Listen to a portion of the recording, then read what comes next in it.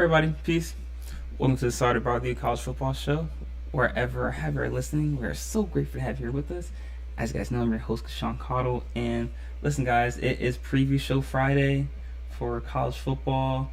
As you guys know, we're going to be previewing some of the top matchups of the week in college football. And we have been getting a lot of requests to do a multitude of games. I wish we had the time slot and availability to do all the requests. Because we're just so appreciative for all you guys, but we do gotta be efficient, so we're gonna narrow it down to what we feel are the top games of the week. Listen, so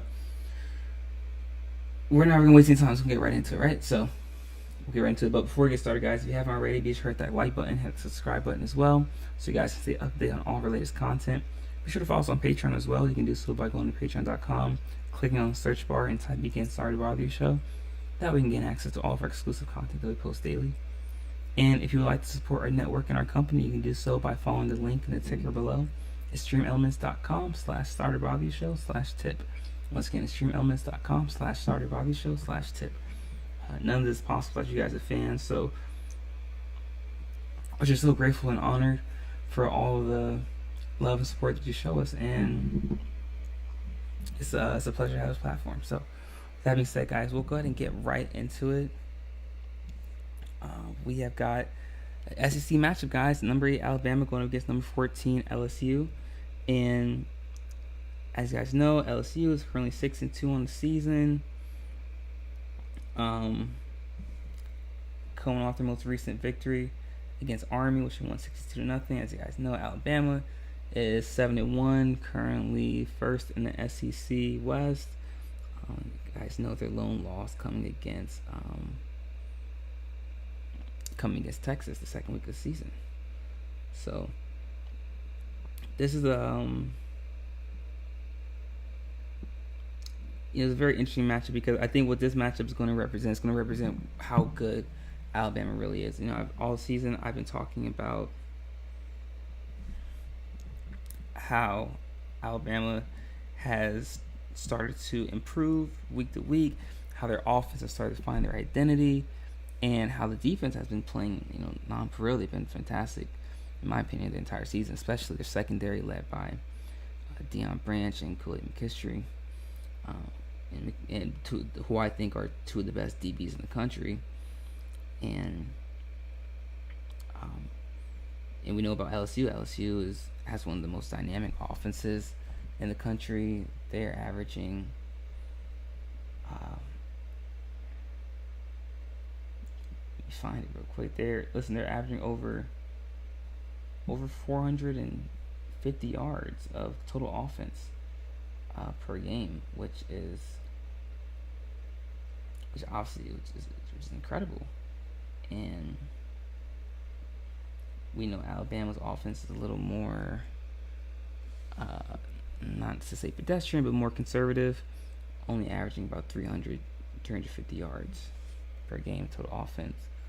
If we look at the spread, I don't really want to look at the spread for these games, but the spread has Alabama -3 over under 61.5. So Vegas think this is going to be a particularly high scoring game, at least by standards for Alabama. And I don't think it's going to get up into the high 30s like it did last year's game, which is an all-time classic, by the way. I do think that Alabama will struggle at first offensively to find their rhythm. However, what we've seen with LSU's defense is that they start to weigh down and lose a bit of their spark as the game goes along. And we know their secondary, who most people thought would be one of the best in the country, has actually been one of the worst in the country, and they give up over 300 yards in the air per game. I think that Alabama's going to take advantage of that as the game goes along. I think Alabama's going to look to establish the run early on in the game, then they can get to the play action later on. We know that Jalen Milroe of Alabama likes to throw the deep ball, and most of his best throws come on the deep ball. We know that he's a better deep ball thrower than he is in the intermediate and short game, but his intermediate throws are getting much better, as well as his short throws, because Tommy Reese is developing more quick hitter plays as opposed to slow developing 7-step drops. Allowing Milrow to get it to his receivers quicker or getting to his weapons faster. Some of those weapons being, Burton and McKellen. So it's I think that Alabama's offense is going to find their rhythm late in the second quarter, going into the second half. We know that LSU's offense, though, is one of the best in the country, but like I said, they're going up against the Alabama defense that's one of the best in the country, and I think they're going to struggle to score because LSU, what we've seen, has struggled against physicality. We saw it happen when they played Florida State, which is one of the most physical teams, especially on the interior in the country. They struggled to contain pressure. Same thing with against Ole Miss. They also struggled to control pressure right there. And we know that Alabama does a great job of creating pressure, especially with their front four. So I think it's going to be a sore spot for LSU. I think the game will be close in the first half, but I think Alabama pulls away in the second half, particularly in the third quarter. And I have Alabama winning this game by a score of 32-21. And I think this game will show that Alabama has a legitimate chance of beating Georgia in the SEC championship game, thus possibly earning themselves a spot in the college football playoff. But take it one step at a time and win this game first if you're Alabama. But these matchups are always, especially people sometimes forget how big of a rivalry this Alabama LSU game is, and with these rivalry games, especially in college football, you almost want to throw the numbers, the lines, over unders, and all that. You want to throw that out the window, and just base it off, okay, what have we seen so far, and judge it from there, because these games are always going to be close. These rivalry games, right? So, like I said, I got Alabama winning this game by a score of 32-21. I think it'll be close in the first half. I think Alabama starts to pull away, though, later in the end. But let me know what you guys think in the chat room. Do you guys think this is going to be a close game? Do you guys think that LSU is going to pull off the upset? Or do you guys think Alabama will hold set and win this game? Leave your thoughts in the chat room. Looking forward to hearing all about it. But in our next segment, guys, we are going to be discussing a Pac-12 matchup. Very interesting Pac-12 matchup that could have a lot of playoff implications. So be sure to stick around for that, guys. You're not going to miss it. We'll be right back.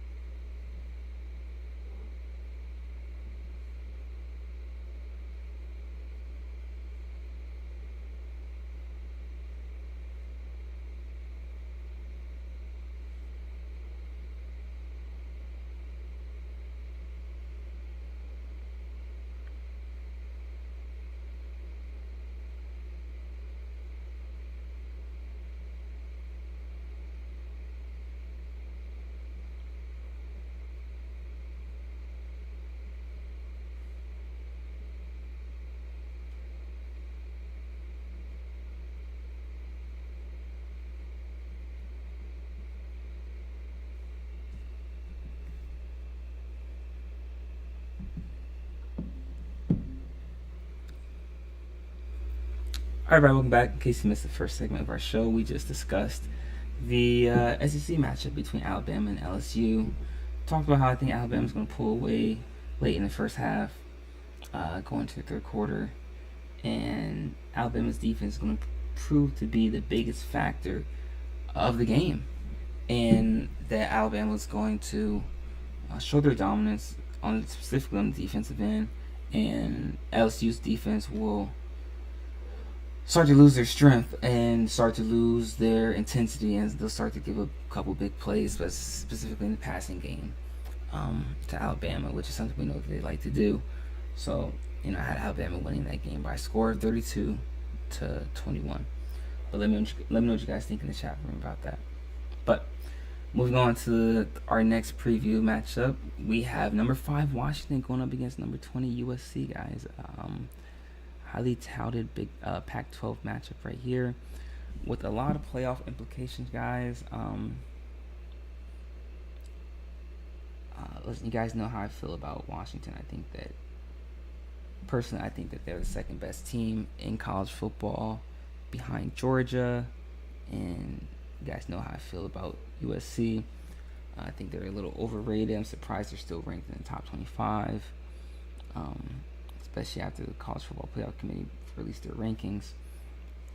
And listen, if we're looking at the over under and the spreads, listen, over under currently favors Washington -3. Over unders set at 76.5. And matchup predictor actually has USC with the 54% chance of winning this game. Listen, last time I disagreed with matchup predictor was when they predicted that Oregon would beat Washington, and I disagreed with them then, and I disagree with them now. I don't think that.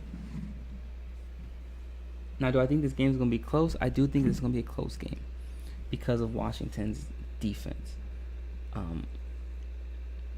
But I don't think it'll be a one-score game. I think it'll be about an 8-point game, maybe 10-point game. I think it'll be close all the way out through midway in the fourth. I do think it'll be high scoring. However, USC's defense is just, they are what they are, right? And we've seen enough of USC to know that the concerns we had going into the season are still there. Their physicality on the interior and their defense as a whole. They can't really contain pressure offensively. We saw what happened when they played Utah. We saw what happened when they played Notre Dame. So listen, I'm not sold on USC. I'm not. Washington struggled last weekend. However, listen, Washington still has the best offense in the country. They have Heisman front runner, in my opinion, Michael Penix Jr. still leading the helm. And, though they are pass heavy, they only average just over 100 yards a game on the ground. Listen, we have the best offense, best passing attack in the country. There's going to be a trade-off. And when Washington's offense is so explosive, you're not really too concerned about their defense when they're playing someone like a USC. Though obviously what Caleb Williams is. He's probably the best quarterback in the country, but he's not the Heisman front runner right now. And listen, USC is in a little bit of a funk, man. They lost 2 of their last 3 games, and this game could be a turnaround. This could be a turning point in the season for USC. But I don't think they'll have what it takes to pull off the upset against Washington. And I think Washington's going to win this game by a score of, I could see it gets to the low 40s, 42 to 35 perhaps, or 42-32. I just don't think this game is going to be particularly close. It'll be close throughout, but I think Washington will pull away because USC's defense just won't be able to get any stops, man. But you can let them score all day long, but if your defense can't get a stop, then it's for naught. It doesn't matter, and that's what the issue is going to be with this game right here. USC is just not going to be able to get a stop defensively. And I think Washington's defense, which has been proven against the likes of an Oregon, has shown that they're able to get a stop when necessary. Washington kind of follows defensively. They follow the bend don't break method. So they might give up a lot of plays, but they're able to generate turnover here and there, pivotal turnover that flips the field. But let me know what you guys think in the chat room. What do you guys think about this matchup right here between Washington and USC? Am I off on this? What do you guys think? It's gonna be a close game. It's gonna be a blowout. Do you guys think USC can pull off the upset? Leave your thoughts in the chat room. I'd love to hear all about it. But in our next segment, guys, we're going to be discussing another SEC matchup, but this time from the SEC East. So be sure to stick around for that, guys. You are not going to miss it. We'll be right back.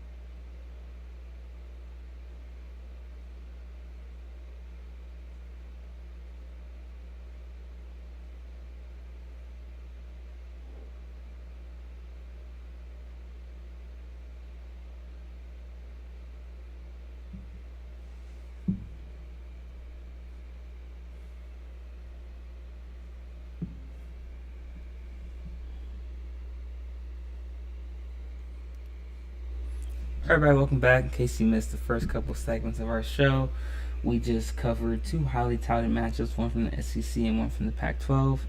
Those games being Alabama versus LSU and USC versus Washington, respectively. And in this segment, guys, we are going to be discussing another SEC matchup, this time from the SEC East, involving number 2 Georgia against number 12 Missouri. Listen, guys, right off the bat, this is going to be Georgia's toughest opponent that they face all season, the most potent offense they face all season, and this is going to be the biggest threat to their perfect record so far. And it's going to be the biggest threat to their perfect record throughout the regular season before they get into the conference championship. So this game will say a lot, not only about Georgia, but it will also say a lot to the committee about where they see Georgia and particularly how they really feel about Georgia, because it's got to be a glaring issue that despite them being undefeated and coming off a dominant performance against Florida, the committee still ranked Georgia number 2 behind Ohio State. You could argue that Ohio State has 2 good wins against Notre Dame and Penn State, but listen, you know what's my saying? Notre Dame is Penn State, and Penn State is Notre Dame. 2 overrated teams with a good defense, inefficient offense, and always are ranked higher than what they particularly need to be, and never seem to show up when it matters most, particularly against teams ranked in the top 5 or even in the top 10. So, what do those wins really mean to me? Nothing much, unfortunately. So, we get to this Georgia-Missouri matchup, and listen, matchup predictor has Georgia with an 83% chance of winning the game. It's a home game for Georgia. Spread currently has Georgia minus 15, over under set at 55. One thing we know about Missouri struggles defensively throughout the season. They're giving up over 375 yards of total offense. However, their offense has been non-pareil. They average just about 400 yards of total offense. But we know that Georgia has one of the best defenses in the country. Where Georgia has struggled, though, is offensively, their inconsistency, especially since losing Bowers there. They're starting tight end, and but Carson Beck looks like he's starting to get into a rhythm. Listen, he's got 2,400 yards for the season, 14 touchdowns. He's starting to find his rhythm. But what we're seeing is that Georgia is starting to rely heavily on their ground game as well, led by Edwards, who has 556 yards and 8 touchdowns. So they're starting to find a little lean towards the running attack, but they are starting to find balance, Georgia, offensively. And listen, I don't think Missouri is going to be able to get stops to stay in here, because I know Georgia's going to be able to get a couple stops on Missouri, but will Missouri be able to get a number of stops defensively to hang in there with Georgia? And I just don't think that's the case. I think the spread has it right. I would have it being about a two-score game. I don't think it'll be too high scoring, though. Maybe about mid-30s. I think Georgia's going to win this game by a score of 35-20 at the most. Give or take a point there, but that's the round where I have Georgia winning this game. Like I said, I have Georgia winning this game by a score of 35-20, somewhere around there. And I think this is going to prove to the committee that Georgia's the best team in the country, which is something that I've been saying all season. We know we have concerns about Georgia's offense and their strength of schedule, but they passed the eye test, and the eye test has to account for something at some point during the season. For some reason, when the eye test only works for teams that aren't in the SEC. When we look back at last year, when we all saw that Alabama was by far and ahead the best team, one of the 4 best teams in college football. But though they had 2 losses, the committee failed to put them in, and we saw they did to Kansas State, and we saw what happened to TCU when they played Georgia in the national championship game, and we saw what happened to Michigan as well. But listen, there's the SEC, for some reason I know the reason. The eye test only works for teams outside the SEC, and it's voted for team. Even the committee has it, but I think this game is going to prove that Georgia is the best team in the country, which is something I've been saying for the past month and a half. But let me know what you guys think in the chat room. Do you guys think this is going to be a close game? Does Missouri have a chance of pulling off the upset, or is Georgia going to dominate? Let me know what you guys think in the chat room. I'm looking forward to hearing all about it. But in our next segment, guys, we're going to be discussing a Big 12 matchup. Very interesting Big 12 matchup. So be sure to stick around for that, guys. You're not going to miss it. We'll be right back.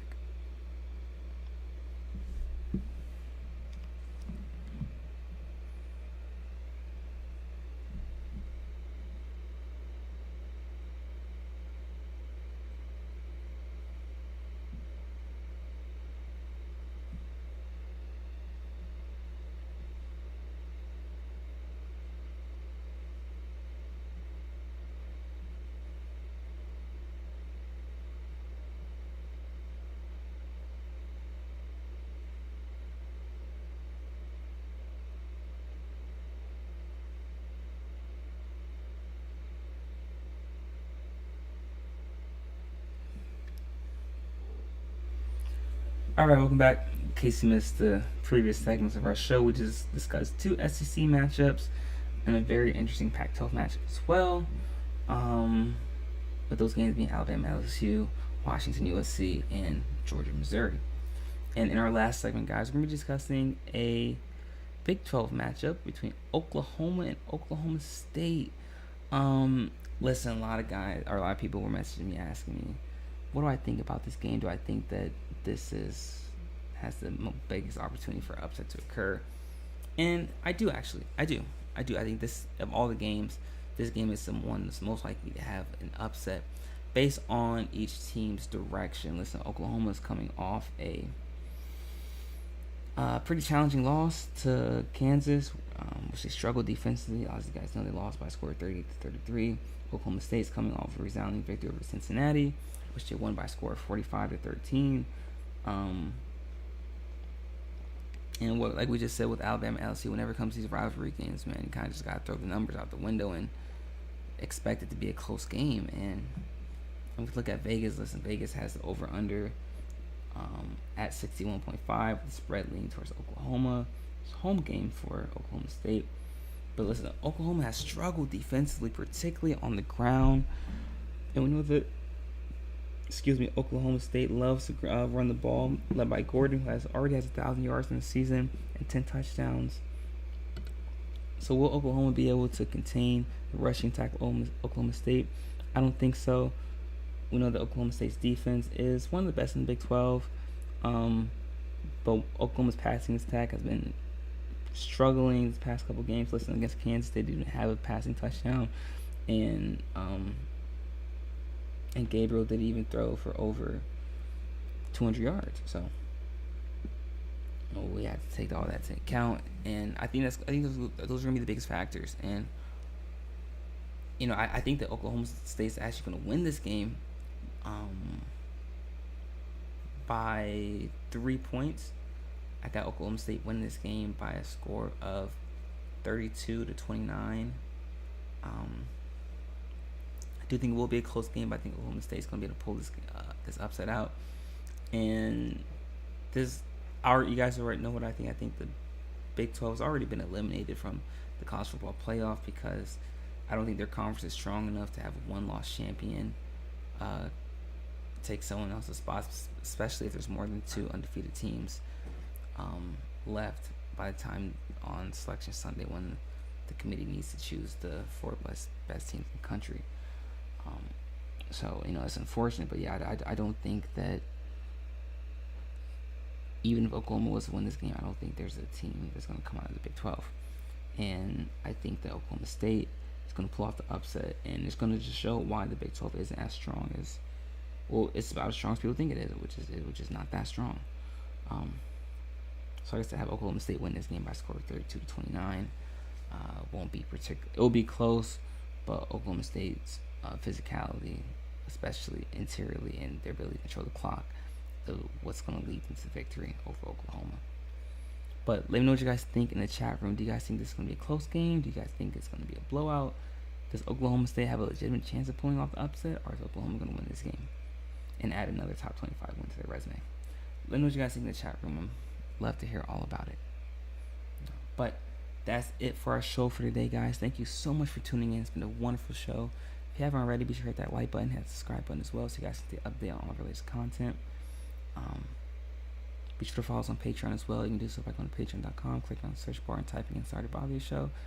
That way you can get access to all of our exclusive content that we post daily. And if you would like to support our network and our company, you can do so by following the link in the ticker below. extremeelements.com/startedbybtheshow/tip. Once again, extremeelements.com/startedbybtheshow/tip. None of this is possible without you guys, the fans. So we're so grateful and honored for all the love and support that you show us, and it's a privilege to be here. So, that being said, guys, it is Friday, so I hope you guys have a wonderful weekend. We'll be back again same time on Monday at 12 p.m. Eastern Standard Time. Until then, continue to stay safe, be vigilant, make smart decisions, and peace.